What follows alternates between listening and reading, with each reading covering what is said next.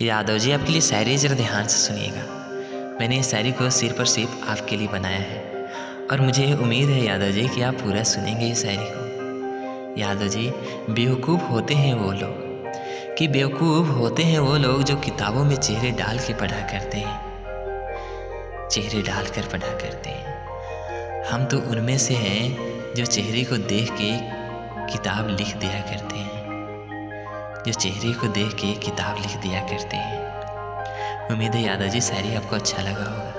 Please शायरी को ज़्यादा से ज़्यादा शेयर करें।